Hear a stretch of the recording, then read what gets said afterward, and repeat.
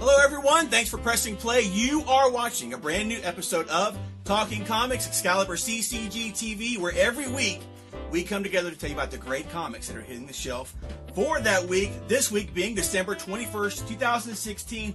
I am Chris. I'm Ryan. Guys, we are Excalibur, comics, cards, and games here in Shreveport, Louisiana, as well as in Texarkana, Texas. You can always find out what's going on with us at our website, ExcaliburCCG.com. And you can also follow us on Twitter and Facebook. The links are down below. No, this is not Randy. This is not Buzz. This is Ryan.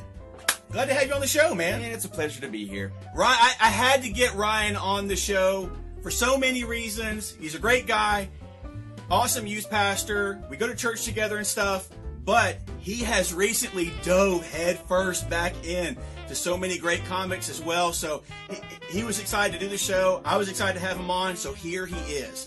Guys, we have a huge change coming to the store. I believe you mean huge. I do mean huge in every sense of the word. It is going to be epic. I can't tell you any more about it. I don't know anything about this, so he teased it before, and so I'm kind of freaking out. I don't know exactly what he has in store. Oh, guys, I wish I could say so much more about it, but it'll be here before you know it, and we'll let you know more about it as well. Guys, Randy is off to Germany. He's having a great time there on his honeymoon. Randy, be safe. Hope you have a great time, bud. Can't wait to have you back. He'll be back after the first of the year, but in the meantime, we've got awesome guys like Ryan filling in.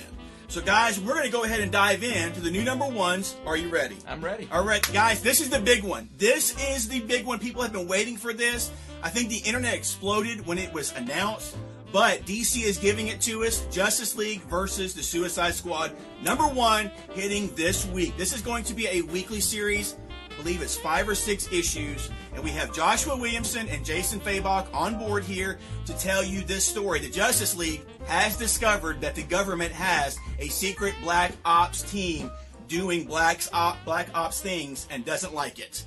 And now it's up to Amanda Waller and her Task Force X to fight them off and not go down without a fight. We will see what happens with this series starting this week. This is going to be epic, and I'm really looking forward to Jason Fabok's art. He's like a new coming of Jim Lee. When Jim Lee first came out, that's and some stuff, high praise. It's really good stuff, and he did a bunch of Justice League stuff, and he even did Batman. He was on the previous detective series as well, before the relaunch. Yes, so fantastic artist. Joshua Williams doing a great job on the current Flash series as well. So here we go, guys. Match made in heaven. What's up for you, Ryan? Star Trek Green Lantern Volume 2, Number 1 from IDW. This is Mike Johnson, Angel Hernandez. Yep. It's a sequel to Spectrum War. Captain Kirk and Hal Jordan lead the Starfleet and the Lantern Corps against the new foes from both franchises. Do not miss the crossover event of the 21st and 23rd centuries. Apparently, the first volume did really good for IDW, and they were able to team up and do it again. I did not read it, but I mean, anything with Captain Kirk, no matter what the format, no matter what the medium, that's interesting for me. Yeah, exactly. Yeah. They got one coming in a few months. It's Green Lantern and the Planet of the Apes. Oh dear God. I say oh dear God, but I will be picking that up. You'll check it out. Yeah, I'll check it out. Guys, for Marvel Comics, we are diving into the grounded storyline concerning the Guardians of the Galaxy. Somehow they are now stranded or grounded on Earth. Starting this week, though, we get Gomorrah number 1. We have Nicole Perlman and Marco Cicchetto on board as the artist.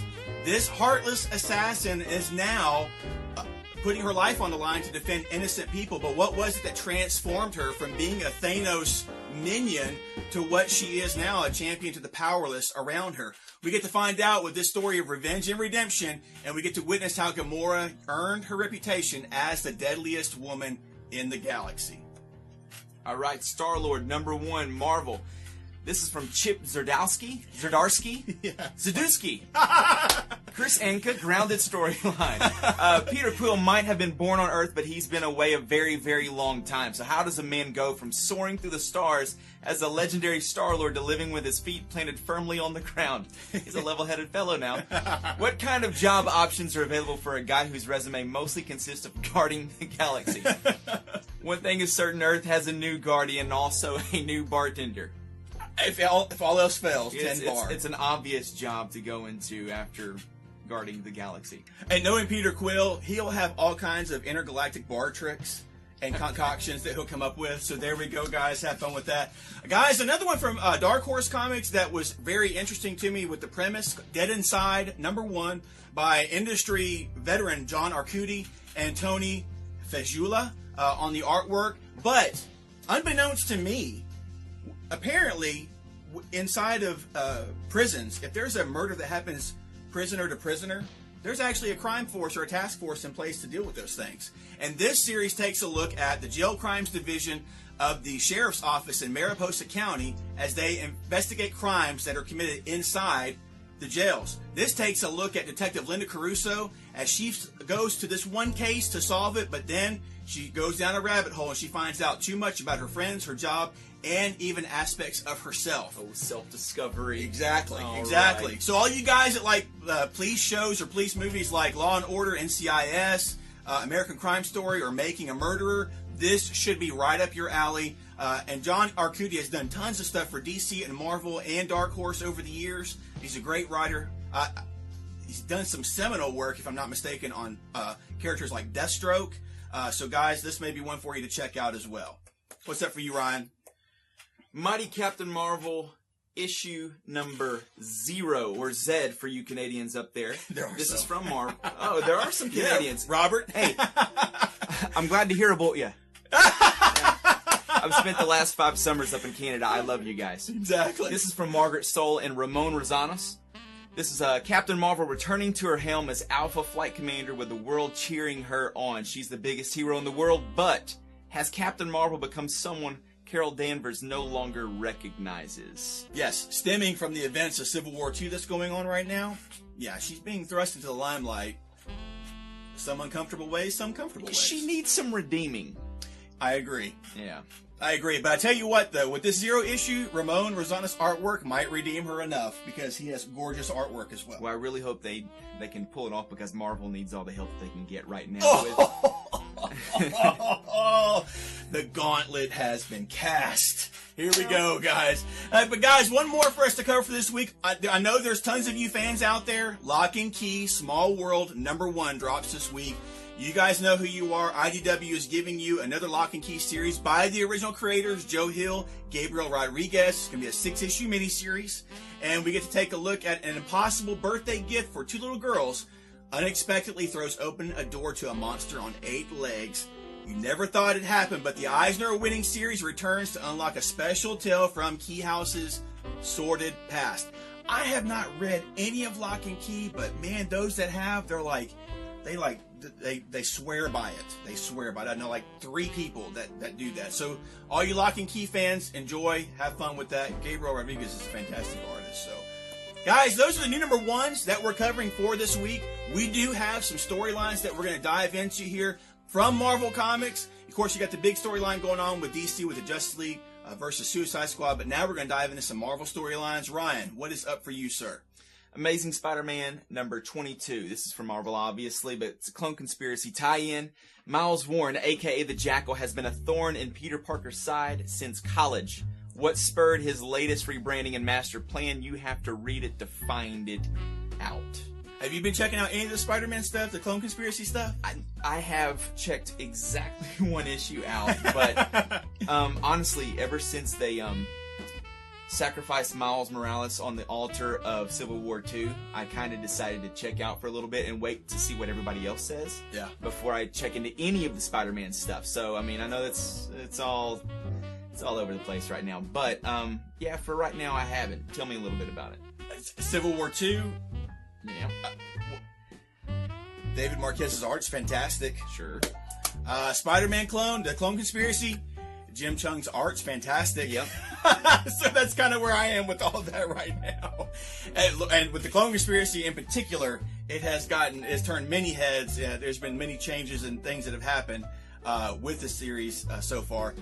But I haven't had a chance to dive into all of it. I've only read the first issue of the Clone Conspiracy issue. So I did read that one, and I enjoyed it a lot. Yeah. I'm just kind of waiting to see where the rest of everything goes, basically.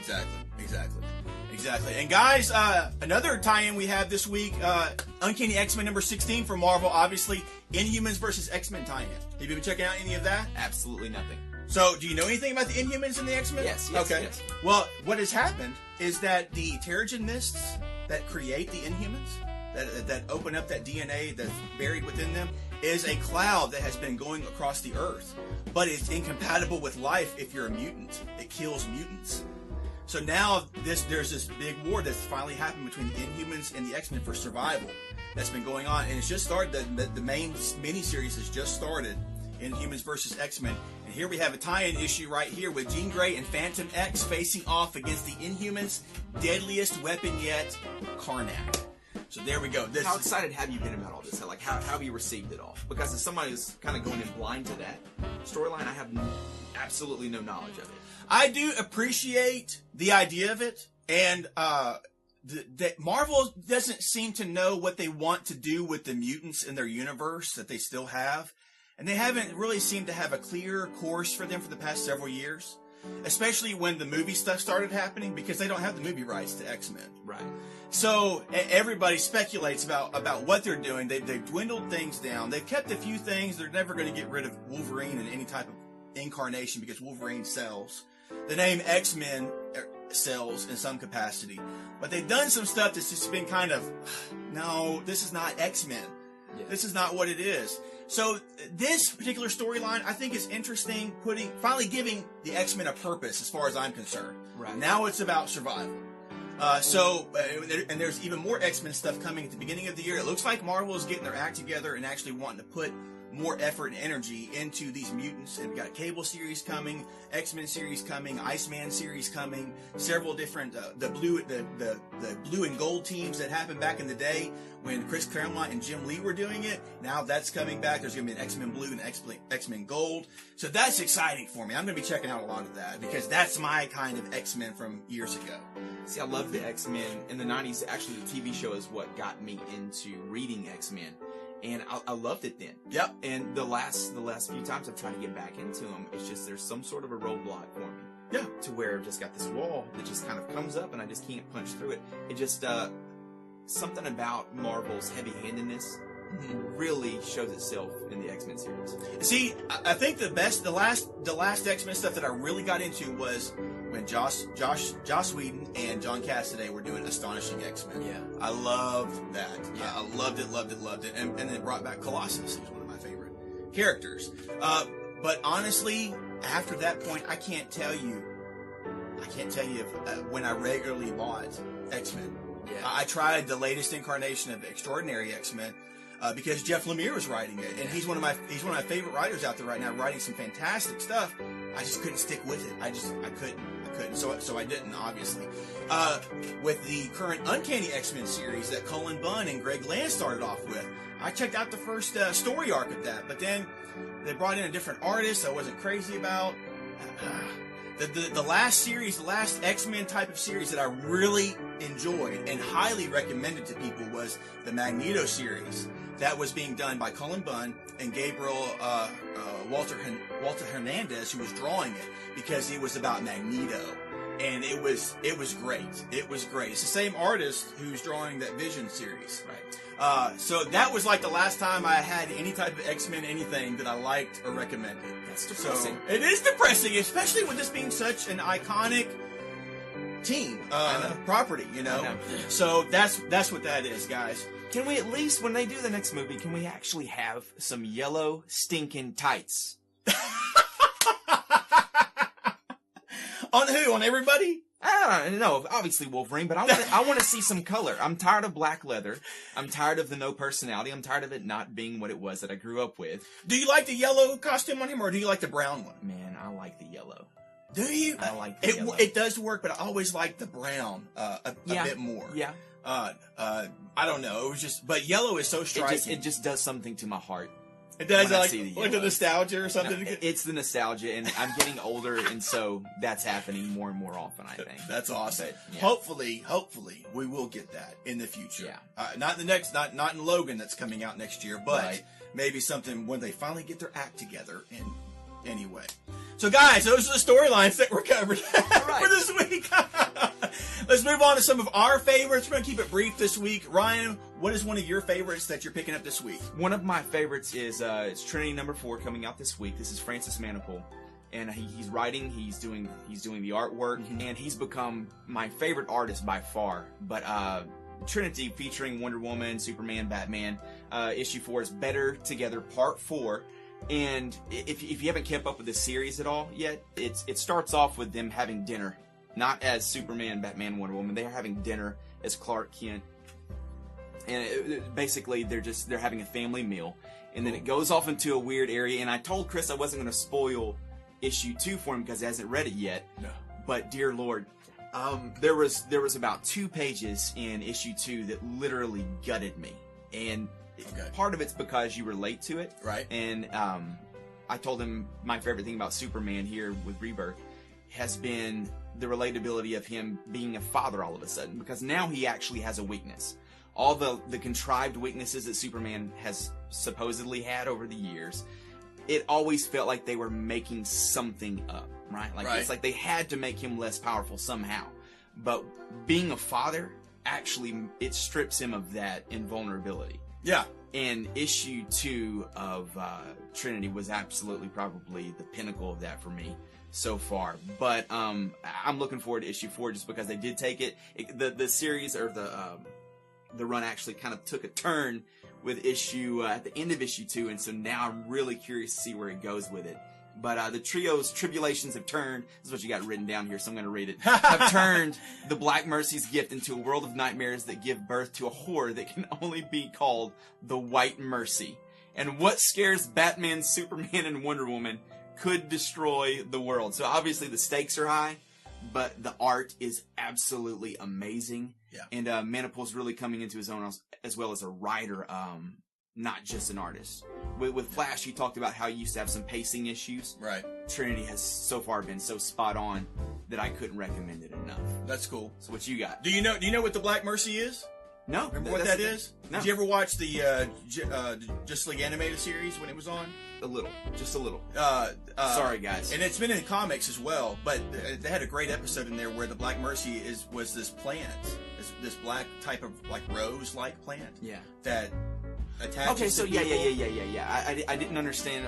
Look, I'm a fool. No. But I didn't know what it's called. I do remember it. So that's what that is. So that's cool bringing it back. I didn't even know that they would even, with this rebirth stuff. Yeah. You're not sure what they're keeping or what they're leaving. It threw me off. It threw me off so bad whenever it first kind of made its appearance, because I didn't expect it in the series. I thought they're having dinner, so I didn't expect it all of a sudden.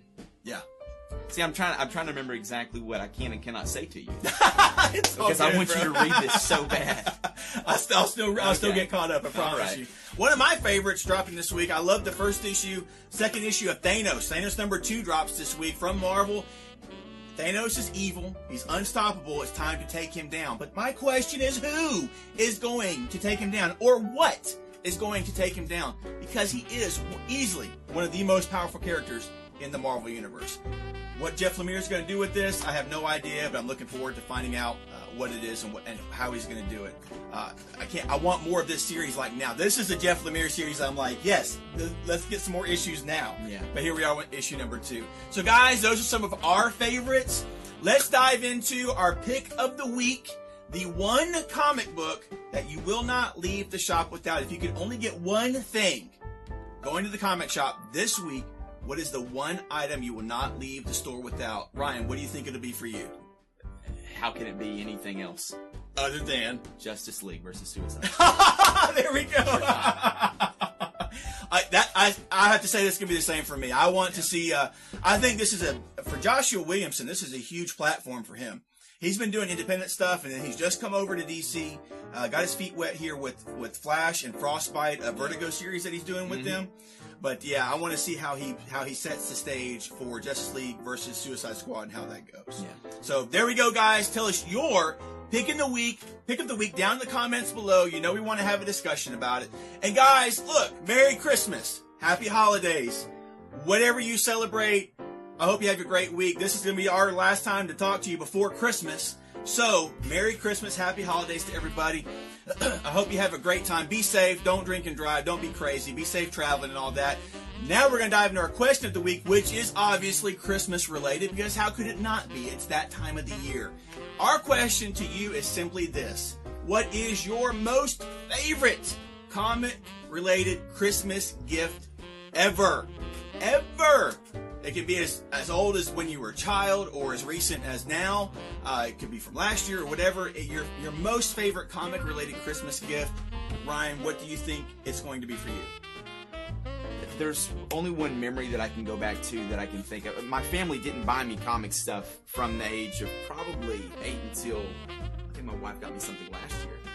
But during that time period, they didn't really get me much. But when I was a kid, they got me, I can't remember what the title is actually called. It's sort of cheating, my response to this question. Okay. I told him this. But when I was a kid, my parents got me Bill Watterson's Calvin and Hobbes Sunday collection.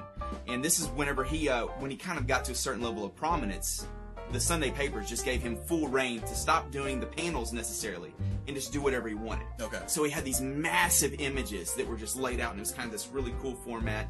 And he started working with watercolors, and I remember seeing this one image, and I can't remember, I can't tell you the details of the comic of what it said, but it was a fall image, and with these watercolors, he did these beautiful browns and oranges with Calvin doing like the little wagon down the hill thing. And I remember as a kid looking at that image and thinking, I had to kind of pause what I was doing and just take it in. And it was the first time that I saw art on a comic and actually being so captivated by it, I was like, I just want to see more of this. And so that feeling never really left me. It was something my parents gave me, and I've still got it at my house. And I still look at it, and it still brings up that same feeling, man. When I look at these, it's just something about watercolors. I think it's probably why I like Francis Manapult so much. Yeah. But just that feeling. And Chris, years later, I mean, Chris has been part of what got me back into comics. So, recovering lapsed comic evacuee? Is that what that's not the word. But Chris gave me, the New 52 Batman Volume 1 trade. And whenever I read through that, and there was actually a few panels whenever the Talon was attacking Batman, mm-hmm. and I had to pause, and I had that same feeling where I'm looking at these panels and just seeing the artwork. Yeah. And so that gift when I was young, I still kind of get the same feeling whenever I see something today. But it always goes back to that first moment when I was a kid, and I saw Watterson's work. Dude, Watterson's work it's amazing. It still stands the test of time. Yeah. It is just amazing. It's packed with emotion, man. It's incredible. Yeah. It's just such a feeling. That sounds like a really pretentious thing to say, but there's just a lot of feeling, especially in his Sunday panels. That I'll just never escape. Yeah, no. What you got? No. For me, years ago when I was about 12 years old, I was a kid. I was working at a comic shop, and I was doing the bagging and boarding and filing the comics, and I get paid in comics. But it was the first year they released the Marvel Masterworks series. So what they did is they combined in hardcover like the first 10 issues of like the original Hulk run, Uncanny XMen, like Captain America. You could get that collected in this beautiful hardcover case. And I so desperately wanted the X-Men, the Uncanny X-Men one, because I was so into X-Men at that time. Love what was going on. And my mom was like, "Oh God, I don't know what that is, or how do you just forget about it." Well, come Christmas morning, there's a box there, and I kind of had an idea what everything else was, and she pointed that out. She said, "Well, go get that one. That's your last gift." And open it up, and sure enough, it was that Marvel Masterworks. That's beautiful. And I sat there. I literally think I cried for a moment because I was holding Uncanny X-Men #1 in my hands. I didn't understand at that time that it's not the same thing, obviously, but I had my own copy of Uncanny X-Men #1. And, of course, when I started crying, my mom started crying, and my grandma started crying. It was awesome. It was one of those moments. It was easily one of the best. I'm about to start crying myself, man. No, that's beautiful, though. Yeah, it was. My mom was super understanding.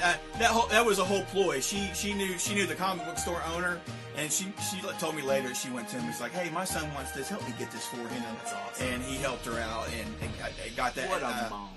My only the worst thing that happened was like a year later, we had a house fire, and I lost that.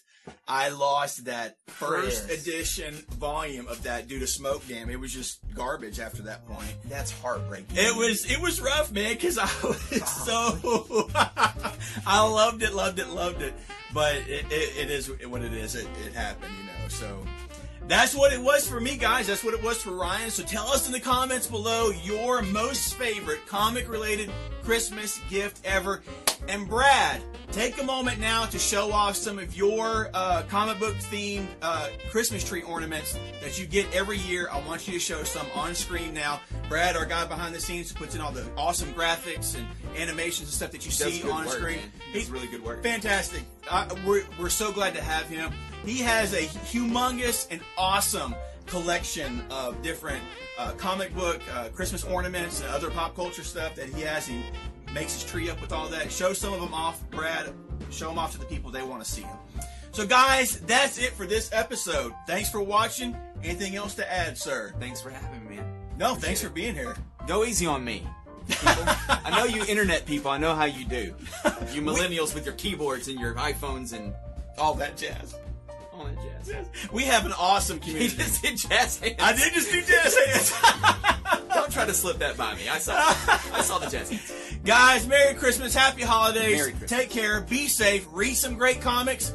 Leave us some fantastic comments down below. And we will see you in our next episode. Bye-bye. Bye.